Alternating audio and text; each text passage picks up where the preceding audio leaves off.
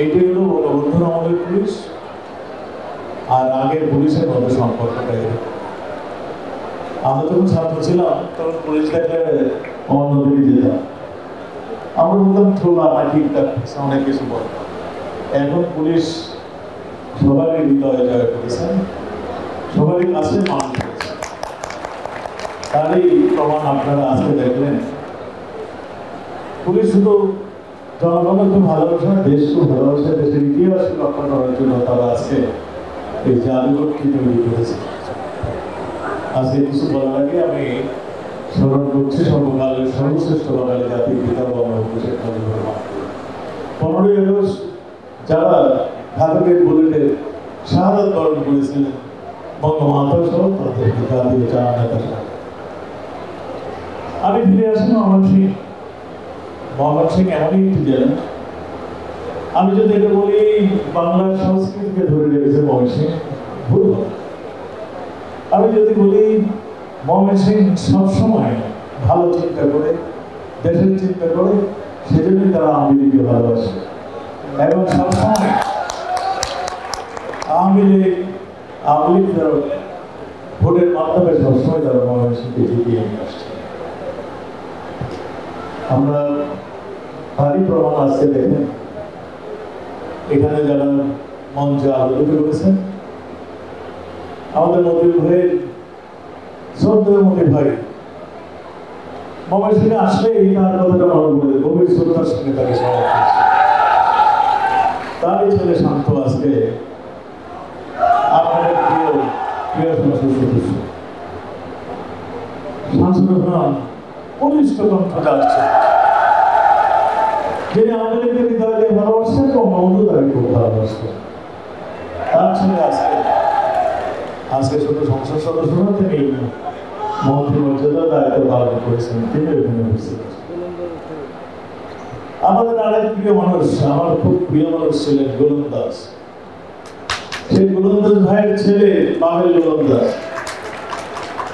প্রথম তার মাথাটা একটু গরম ছিল, আমি তাকে বলছি ভবনে দিয়ে মাথা গরম করতে হবে না, একটু ঠান্ডা হয়ে চলো, দেখবো তোমার জয় অনেক অজ্জু। যথার্থই আজকে তিনি জনগণের সঙ্গে মিশে গিয়েছেন। তিনি মাঝে মাঝে বলেন, আমি তো গভর্নমেন্টের মানুষ, কাজে কন্ট্রোল করতে পারেন, মাঝে মাঝে একটু গরম হয়ে যায়, কিন্তু সে জনগণের সঙ্গে আছে। সেই জন্য গভর্নমেন্টের মানুষ তাকে কোনোদিন ভুল করে না, প্রত্যেকবার দাঁড়ালেই তিনি পাশ করেন। আরো যে সংসদ সদস্যরা আছেন, মাননীয় সংসদ সদস্য, মুক্তাগাছা সংসদ সদস্য, বা ভালুকার সংসদ সদস্য,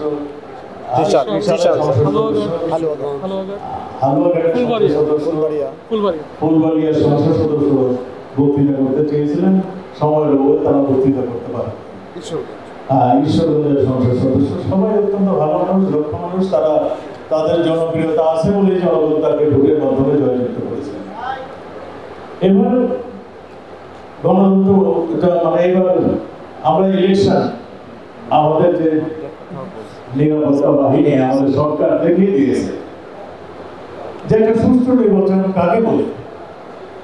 আমরা অনেক কোথায় অনেকের কিছুর কাছে শুনেছি, আমরা তাদের বলেছি আসুন নির্বাচনে আসুন, আপনাদের জনপ্রিয়তাটা দেখুন। আমরা যারাই আসছিল আপনারা দেখছি যারা জনপ্রিয় তারাই পাস করেছে। এখানে পুলিশের কোনো ধরনের পক্ষপাতিত্ব ছিল না। তার উদাহরণ আমাদের পুলিশের আইজি, যিনি তার ছোট ভাই নির্বাচন করেছিলেন, তিনি ফেল করেছেন। তিনি ইচ্ছা করলে তো সেই অনেক কিছু করতে পারেন, নৌকা নিয়ে নৌকা নিয়ে ফেল করেছেন। তারপর আমাদের ড্রেনেজ দিয়ে ঢাকা, তার ভাই দাঁড়িয়েছিলেন, সেও ফেল করেছেন।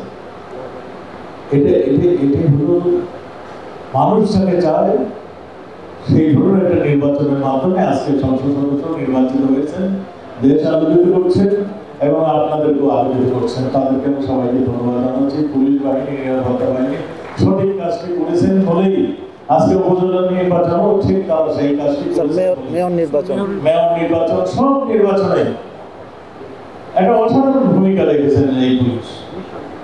আমি পুলিশের মন্ত্রী হিসেবে নয়, আমি সবসময় দেখেছি যেই দায়িত্ব তাদেরকে দেওয়া হয়েছে, পুলিশ সেই দায়িত্বটি সুন্দরভাবে পালন করেছে। জঙ্গি দমনের কথা মনে আছে, ট্রাভেল মানে ইতালিয়ান নাগরিক যিনি বাংলাদেশকে ভালোবেসে এখানে আসছিলেন, কামিও সুজি জাপানি নাগরিক যিনি বাংলাদেশকে ভালোবেসে এখানে আসছিলেন, এদেরকে হত্যা করা হয়েছিল। হত্যা করা হয়েছিল আমাদের দেশের অনেক মানুষকে। হত্যা করার অ্যাটেম্প নিয়েছিল সুলাকিয়া মসজিদের ইমামকে হত্যা করার অ্যাটেম্প নেওয়া হয়েছিল। শিয়া মসজিদে যে মানে ইমামকে গুলি করে হত্যার প্রচেষ্টা আমরা দেখেছি। আমাদের খ্রিস্টান সম্প্রদায়ের ধর্মগুরুদের হত্যার প্রচেষ্টা দিয়েছে। আপনার আমার বৌদ্ধ একজন মিশে বান্দরবনের এক মিশেকে হত্যা করা হয়েছে। পঞ্চগড়ে ইসকনের মন্দিরের এক মিশেকে হত্যা করা হয়েছিল। এই সবগুলো একটা দেশে একটা অচল পরিস্থিতি সৃষ্টি করার জন্য একটা ঘটনা ঘটানোর চেষ্টা করেছে। মাননীয় প্রধানমন্ত্রীর নেতৃত্বে আমরা সব চ্যালেঞ্জ, এই পুলিশ বলুন, নিরাপত্তা বাহিনী বলুন, সবাই এক হয়ে আমরা এই সমস্ত বিপদ থেকে আজকে আমরা দেশকে রক্ষা করতে পেরেছি বলি দেশে আজকে দুর্বার দিকে এগিয়ে চলছে। মাননীয় প্রধানমন্ত্রী আমাকে একবার সিকিউরিটি নিয়ে কথা বলার জন্য তিনি যাওয়া করেছেন ও তিনি না নিয়ে আমাকে পাঠিয়েছিলেন। সেখানে দেখলাম বলতেছিল সবাই এসডিজি বাস্তবায়ন করতে হলে মানে আমাদেরকে একটা পিসফুল অ্যাটমসফিয়ার করতে হবে। তা আমি তখন বললাম পিসফুল অ্যাটমসফিয়ার করতে হলে একটা পিসফুল সিকিউরিটির প্রয়োজন হয়। সেই করে আমাদের সিকিউরিটি বাহিনী, আমাদের পুলিশ বাহিনী সেটা করছেই বলে আজকে বাংলাদেশ আজকে যে দুর্ভাগ্যবতী অগ্রযাত্রা, এটার পিছনে পুলিশ বাহিনী রয়েছে। কারণ তারা কাজ করছে বলেই আজকে আমরা শান্তিতে ঘুমাচ্ছি। আমাদের ছেলেমেয়েরা সুন্দরভাবে স্কুলে যাচ্ছে, আমাদের ব্যবসায়ীরা ভালোভাবে ব্যবসা বাণিজ্য করতে পেরেছে। এটাই এই কাজটি করে থাকে সেই পুলিশ। আজকে মুক্তিযুদ্ধের ইতিহাস এই ময়মনসিংহে যারা যারা শাহাদত বরণ করেছিলেন, শুধু পুলিশ নয়, অন্যান্য গুণী ব্যক্তিরা যারা যারা মুক্তিযুদ্ধে ঘুরে দাঁড়িয়েছিলেন, তাদের ইতিহাস নিয়ে এই সুন্দর জাদুঘরটি তারা তৈরি করেছেন। তারপরে আজকে কিন্তু বিচার বিভাগ সম্পূর্ণ স্বাধীন। বিচার বিভাগের থেকে একটা মানে বার্তা আসছে যে কোটা আবার চালু। এতে সংক্ষুব্ধ হয়েছে আমাদের ছাত্ররা। তাদের যে দাবিটা ছিল, আবার প্রধান বিচারপতি কিন্তু স্পষ্টতরভাবে একটা নির্দেশনা দিয়েছেন যে যেই কোর্টের থেকে, হাইকোর্টের থেকে এইটা মানে এই করেছিল, রায়টা দিয়েছিল, সেই রায় স্থগিত করেছেন এবং ছাত্রদেরকেও বলেছেন তারা যেন উচ্চতর আদালতে যেখানে বিচারটা এটা চলছে সেখানে আসে তাদের কথা বলে, যাতে করে তাদের যদি কিছু থাকে তারা বললে সেই অনুযায়ী তারা আমাদের বিচারপতিদের বিচার করতে সুবিধা হবে, সেইটাও তারা বলেছেন। কাজেই আমি মনে করি তাদের একটু অপেক্ষা করা উচিত, তাদের এই আন্দোলন মানে থামানো উচিত। কারণ পৃথিবীর সব জায়গায় কিন্তু কোটা রয়েছে, পৃথিবীর সব দেশেই কোটা রয়েছে। ভারত দেশে কিছু অনগ্রসর জায়গা থাকে, যেমন আমাদের এই নৃগোষ্ঠীর জন্য আমাদের কিছু কোটা রয়েছে সংবিধানে বলা আছে, এবং এটা সংবিধানও সেটাই বলা আছে। এই নৃগোষ্ঠীর কোটা যদি বন্ধ করে দেওয়া হয়, এগুলি তো কোনোদিন মূল স্রোতের সঙ্গে একত্র হতে পারবে না। আমরা চাচ্ছি পজিটিভ ডিসক্রিমিনেশন, এটা হচ্ছে যে মানে রাষ্ট্রের কল্যাণেই পজিটিভ ডিসক্রিমিনেশন করবে। আমরা মনে করছি যে সবাই একসঙ্গে চলে আমরা মানে কোনো জায়গায় যেন মানে অনুপস্থিত না থাকে, সবাই যেন একসঙ্গে চলতে পারে। এটা একটা পজিটিভ সাইড আমি বলি। তারপর যদি কিছু ছাত্র ভাইদের কিছু বলার থাকে, তারা এই রাস্তাঘাট বন্ধ না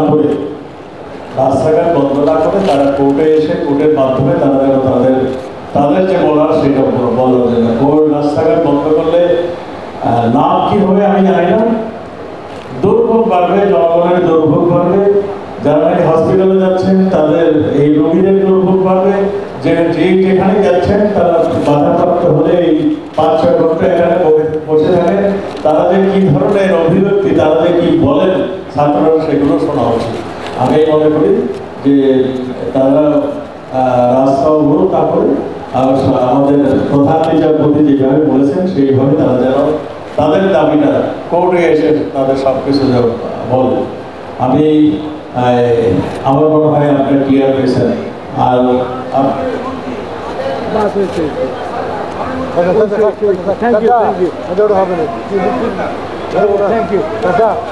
আচ্ছা, আমার একটা বলছিলেন, একটা শেষ হয়ে গিয়েছে, আবার কোনোদিন আপনাদের সঙ্গে দেখা হলে আবার কথা বলবো। ধন্যবাদ আপনাদেরকে, আপনারা ভালো থাকবেন, সুস্থ থাকবেন। জয় বাংলা।